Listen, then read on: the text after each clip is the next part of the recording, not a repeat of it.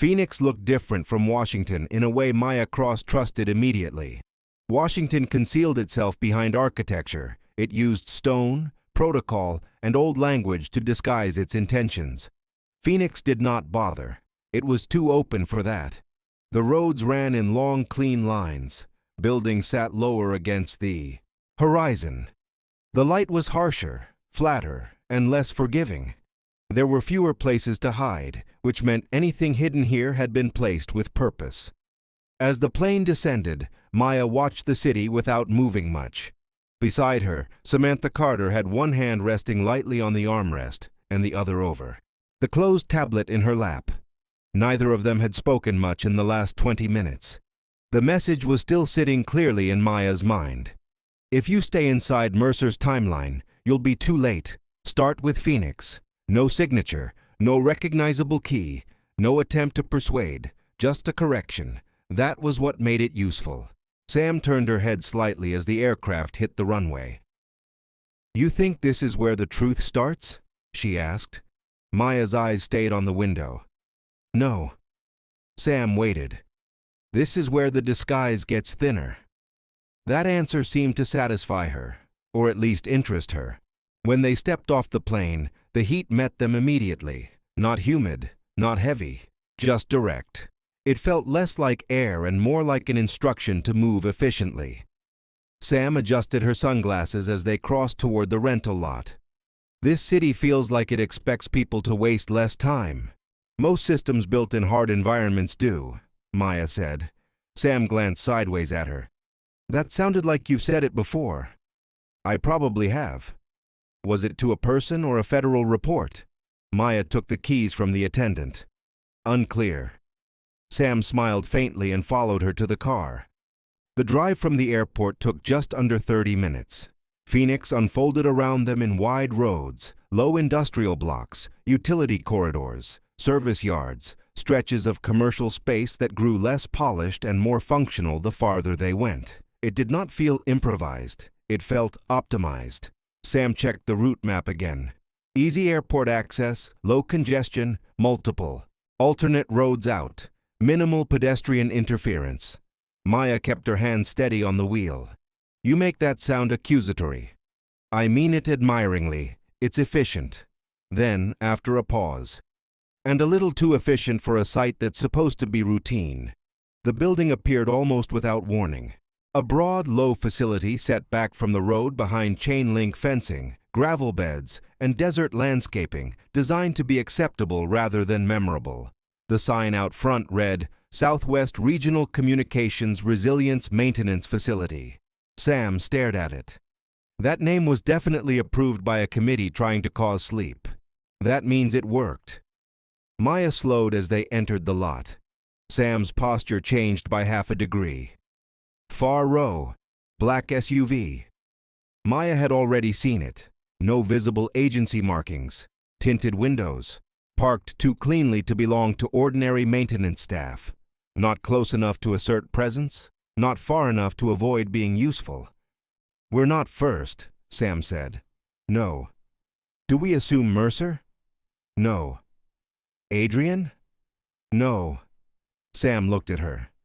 "You sound very sure of what it isn't." "It doesn't matter what I think it is yet," Maya said. "It matters that someone got here before we did." She parked 3 rows over. Neither woman moved immediately. Sam scanned the building. 2 visible cameras over the entrance, another on the west corner. Newer housing, doesn't match the others. Supplemental observation. Temporary? Or concealed permanence? Sam nodded once. "That's encouraging." Maya shut off the engine. "No," she said. "It isn't." They crossed the lot in the dry brightness of the afternoon. The doors opened before they were fully at the threshold. Inside, the lobby was quieter than it should have been. Not empty, quiet. There was a difference. A woman in her 30s sat behind the front desk. She wore the expression of someone trained to appear accessible without giving anything away. Maya placed a credential on the counter.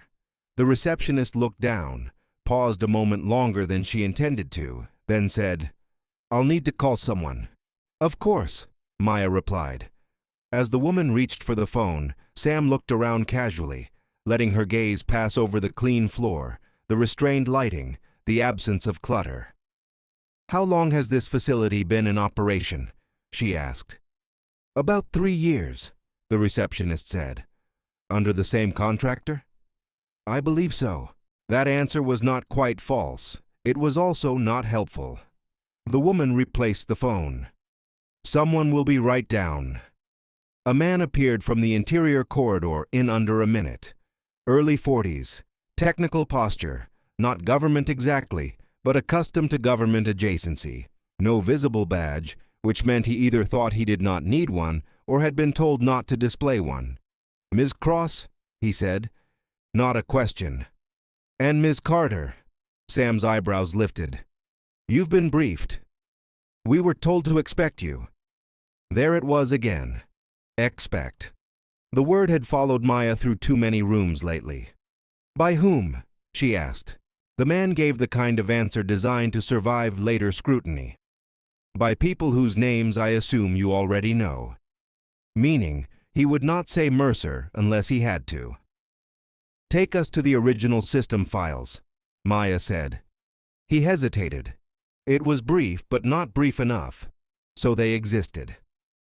"This way." The operations floor was behind 2 controlled access doors and looked nothing like a maintenance facility. It was too clean, too integrated, too intentionally designed. Real maintenance environments always accumulated visible history. Replacement parts, half-retired equipment, mismatched chairs, temporary workarounds that had quietly become permanent. This room had no such texture. The cable management was exact. The consoles matched. The screens were positioned for line-of-sight control rather than technician comfort. Signal maps moved across the walls. Routing activity pulsed in controlled intervals. Backup power diagrams and relay health metrics sat beside what appeared to be ordinary diagnostics. On paper, every screen could be justified. That was what made it dangerous. Sam took in the room slowly. "This is a lot of architecture for maintenance," the man answered in careful terminology. "Regional resilience support requires layered continuity infrastructure." Sam gave him a look that was not unkind. "That sentence means almost nothing." Maya stepped toward the nearest console. "Show me the original architecture." The man looked at her. "The system has undergone several phases of development." That wasn't responsive. His jaw tightened slightly. Then he turned to the console. One login sequence. Pause. Another. A shift in the interface. The polished, contractor-facing layer dropped away, and something older, more direct, and less disguised took its place. "Zoom out," Maya said. A map of the Southwest appeared. Arizona, Nevada, New Mexico. Not many nodes. Not much layering. Less complexity than the distributed structure they had seen in Washington. Sam studied it for only a few seconds before the real pattern emerged. "They aren't meshed," she said. "No. They're pointed inward." "Yes." Every route curved, directly or indirectly, to a central hub. Not a lateral resilience system. Not a broad redundancy web. A command shape. "Bring up the center," Maya said. The man didn't move. Sam watched him. "Restricted?" "Yes." Maya's tone remained even. "At this stage, that's become more interesting than useful." Another hesitation. Then the file opened. Sam read first. "Primary Relay Control Architecture, Southwest Pilot Implementation." Her voice slowed. "Conditional Override Authority." That landed.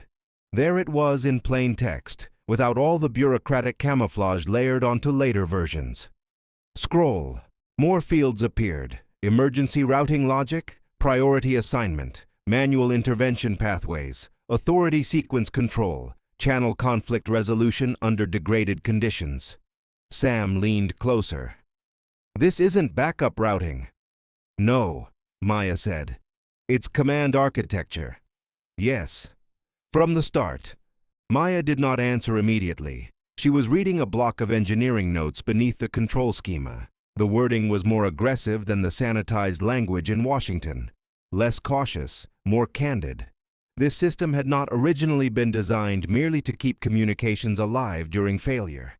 It had been designed to decide which communications moved first, who received information, who waited, which chain of authority prevailed if systems collided.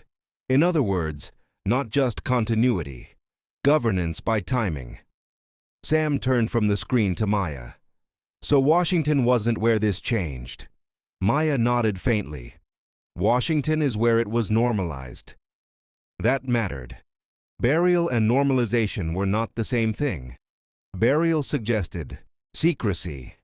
Normalization suggested integration into legitimate systems until objection itself began to sound impractical. Sam looked at the man at the console. How long have you known what this actually is? He did not meet her eyes. I know the system I was hired to maintain. That was evasive, Sam said. Maya pointed to a notation near the routing stack. Open that line. He did. A smaller document window appeared. Power sustainment requirements. Hardened fail over protections. Manual priority override controls. And one line Maya had been waiting to see. External authorization pathway required for manual relay priority override. Sam read it twice. Same language as the files in Washington. Yes, Maya said, but here it isn't hidden. Because this was never meant to leave the originating structure. Maya looked at her. Exactly. Sam faced the man again. External to what? He hesitated. Maya answered before he could. Not external to the building. External to the continuity layer. Sam's expression sharpened. So someone built a second authority stream into the system. Or a hidden route above the official one during declared crisis conditions, Maya said. The man near the console shifted very slightly. Maya saw it. So you know that too, she said. He gave no answer. That was answer enough. Take us to the physical node, Maya said. He was quiet for a moment, calculating. I can't access it from here. Can't or won't.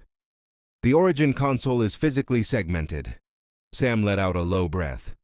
Of course it is. Maya held his gaze. Take us there. This time he nodded. They reached the lower level by way of a service corridor, then a narrower passage, then a short stairwell whose temperature dropped noticeably halfway down.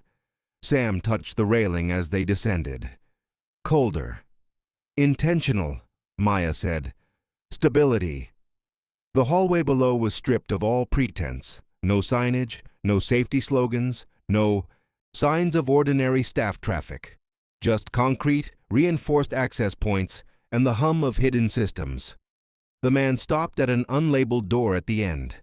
He entered one code, then another, then placed his hand on the panel. The lock disengaged. Inside, the room was smaller than Maya expected. That made it more important. There were no rows of operators' stations, no grand hidden command center. Just hardened conduit, dedicated power lines, shielded wall panels, and one console at the center of the room. One. Sam stepped inside and stopped. That's it. Maya moved closer. Yes. The console was dark but not inactive. There was a difference between a system at rest and a system waiting. This one was waiting. Sam circled halfway around it, careful not to touch anything. It doesn't look like much. It isn't meant to, Maya said. Control structures rarely advertise themselves. The man remained near the door, not close enough to suggest ownership, not far enough to imply innocence. Maya studied the hardware. Older core design, manual override housing, independent power status, a separate maintenance bypass field beneath the main access panel. This is the origin point, she said. Sam looked at her. Meaning the first functional command node. Yes. And every later site was built around this logic. Yes. Sam turned back toward the console. Then Phoenix is not just a pilot. There it was, the idea made fully explicit. No, Maya said. It's the key. Sam's eyes narrowed.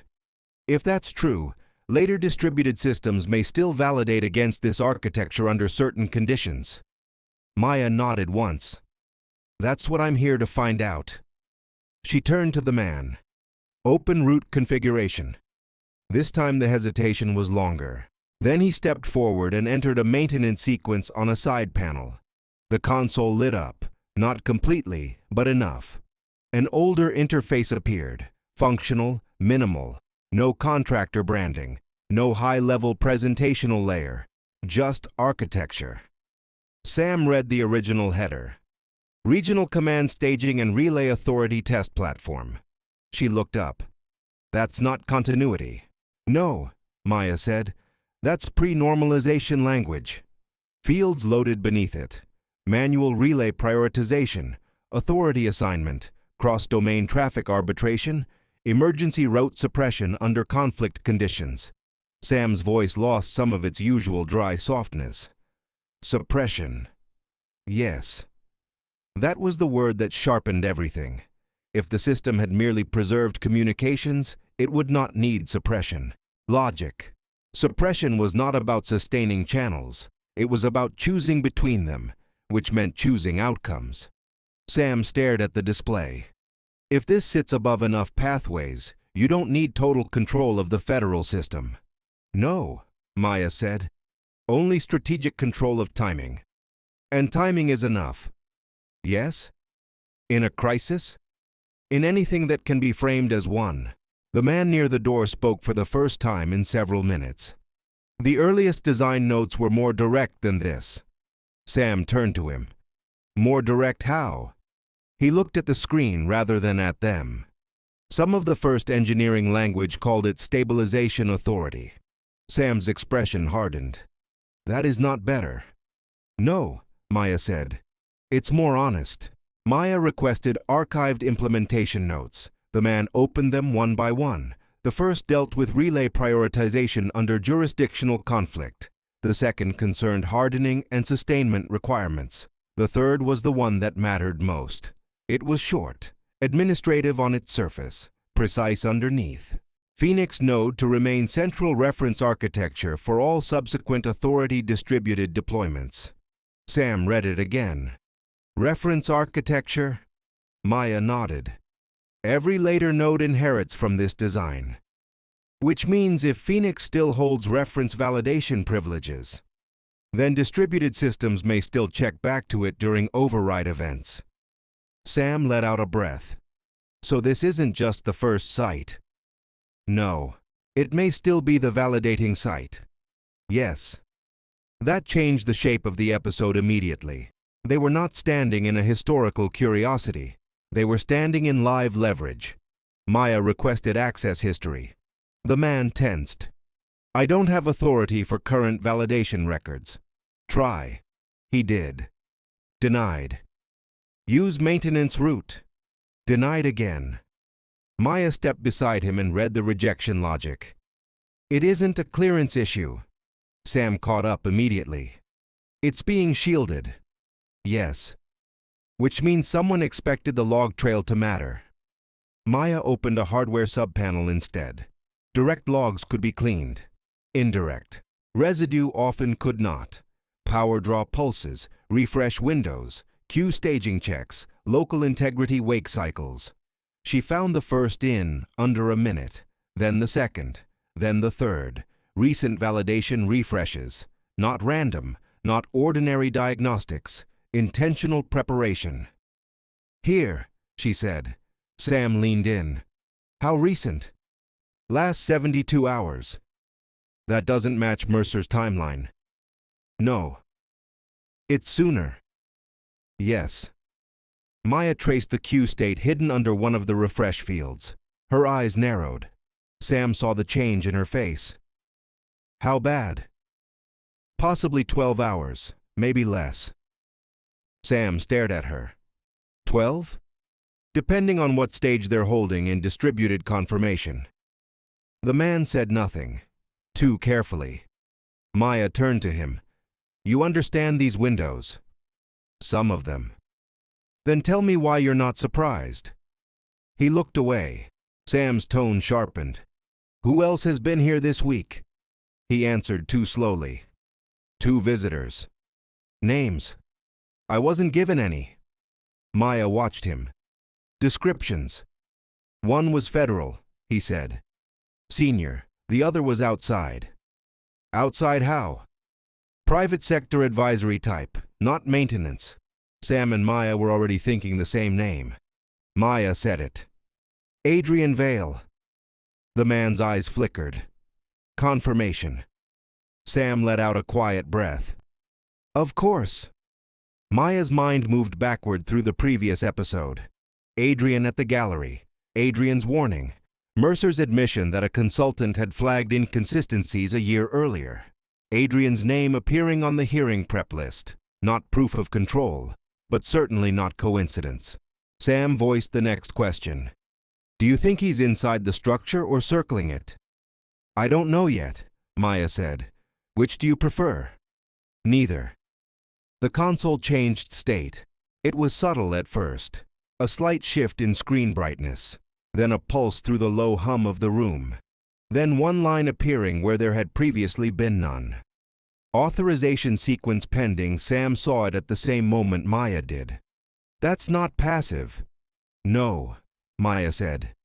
It isn't. The door opened behind them, not suddenly, not with panic, with control. 2 men entered in dark, neutral suits, not facility staff, not contractor techs, not local security. They carried themselves like people accustomed to ambiguous authority and careful language. The first man's voice was measured. We're going to need you to step away from the console. Sam turned toward him. Based on what authority? He gave the polished half-smile of someone used to questions being decorative. Based on the fact that this access exceeds your authorization. Maya didn't move. And yet we're here. The second man stepped forward. That was temporary. Maya finally turned and studied him. You're late. He paused. Only for a second, but enough. Sam saw it too. Late meant expected. Expected meant timed. Timed meant this encounter had not surprised them. The first man recalibrated quickly. Ms. Cross, I'm asking you professionally to disengage from the system. No. The answer was so flat it forced the room to reorganize around it. The man from the facility stayed by the side panel, very still. The second suited man glanced at the console, saw the pending sequence line, and then looked back at Maya. You do not fully understand what you're standing inside. That is not your concern, Maya said. It becomes my concern if you interfere with a live validation. Sam's gaze sharpened. Live. The first man shot the second one a quick look. Too late. Maya saw it. So did Sam. There it is, Sam said softly. The first man adjusted tone. A limited system health confirmation is underway. Maya turned back to the console. The pending sequence had advanced 1 stage. This isn't scheduled for 48 hours, she said. Neither man answered. That was answer enough. Sam looked at Maya. Mercer's timeline was wrong. Yes. Wrong or managed? I don't know yet. The second man took another step. You are making assumptions from incomplete information. Maya faced him. Then complete it. Silence. Of course. People protecting structures like this rarely corrected interpretation with truth. They corrected it with delay, confusion, and procedural force. Delay. Exactly what the system itself was designed to weaponize. Sam crossed her arms. Is this local validation or regional? No answer. Regional then, she said.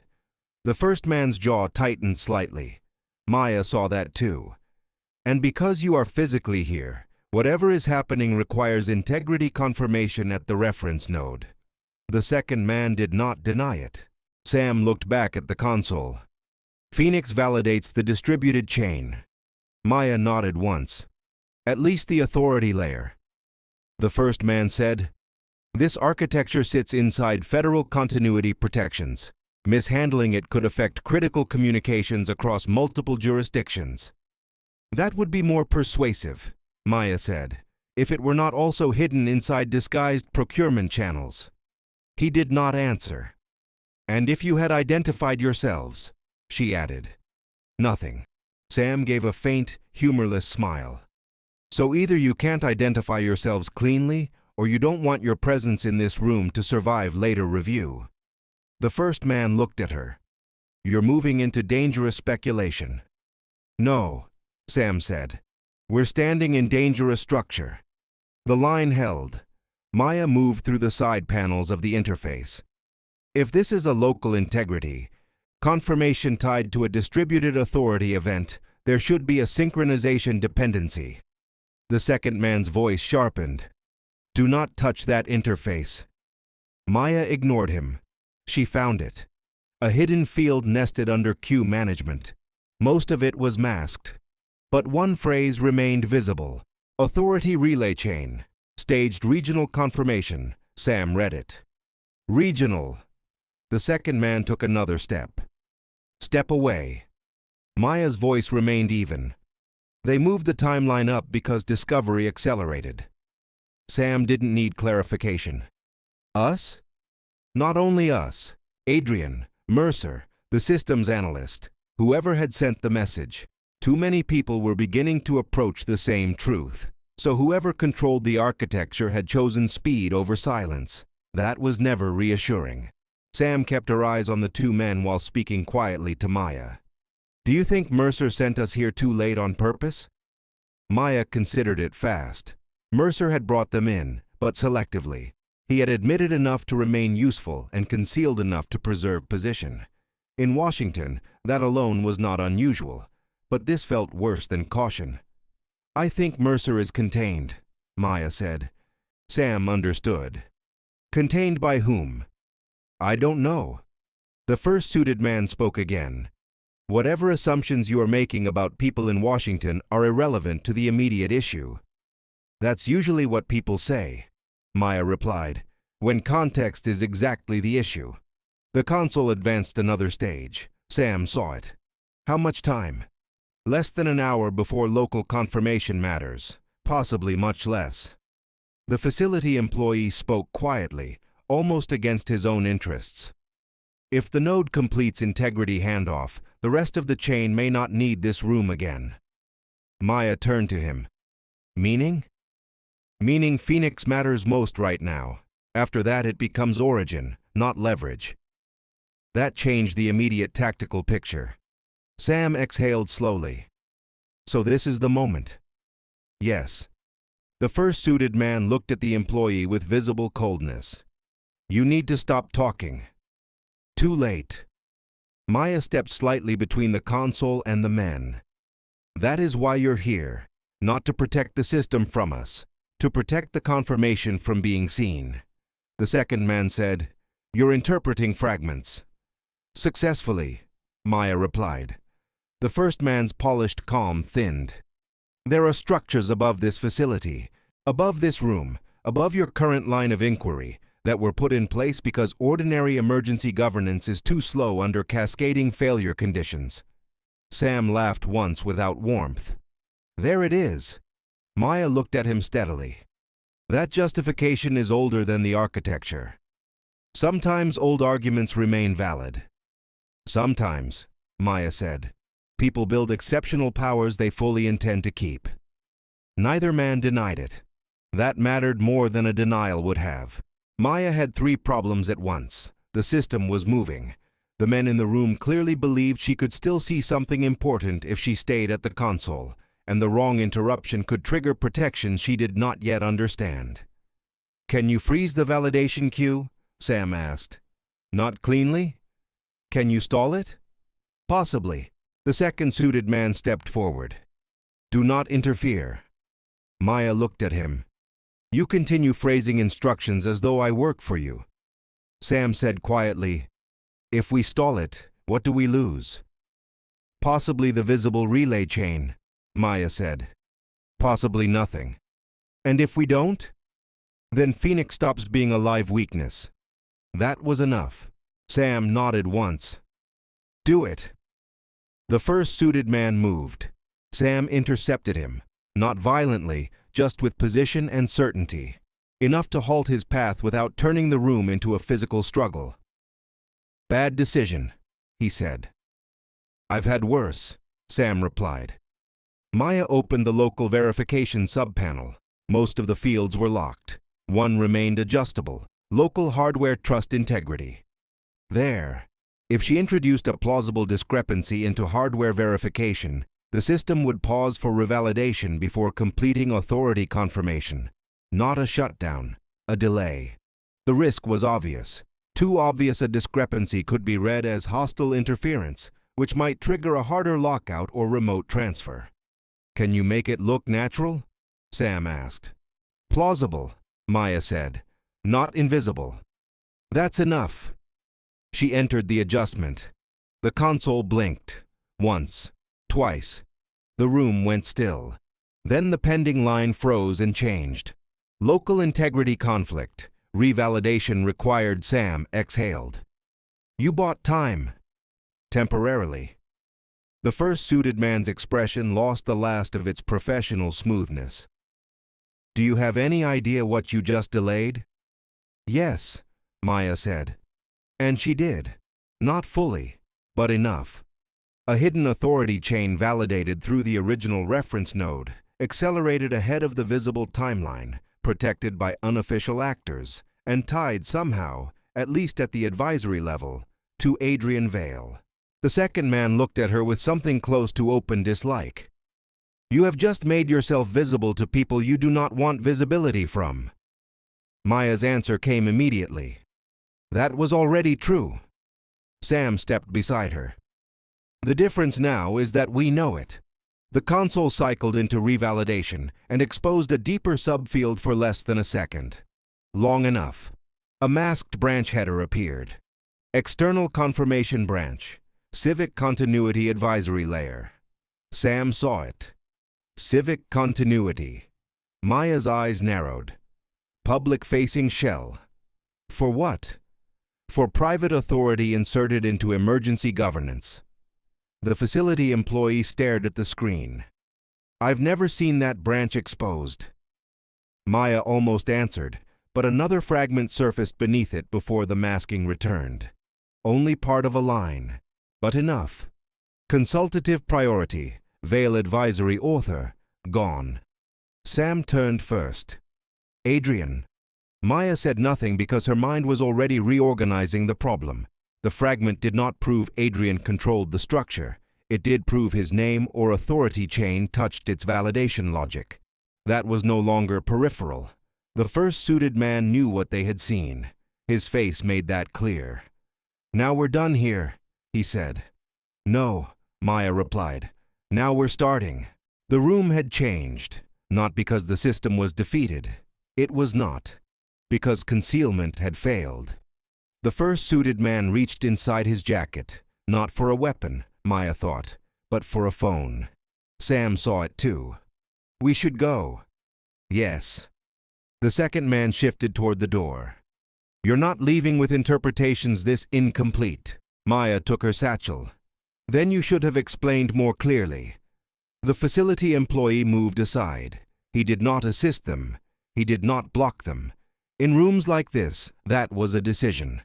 They moved quickly but without visible panic through the lower corridor, up the stairwell, back through the operations floor, and into the lobby. The receptionist looked up. Her face changed just enough to show that information had moved ahead of them internally.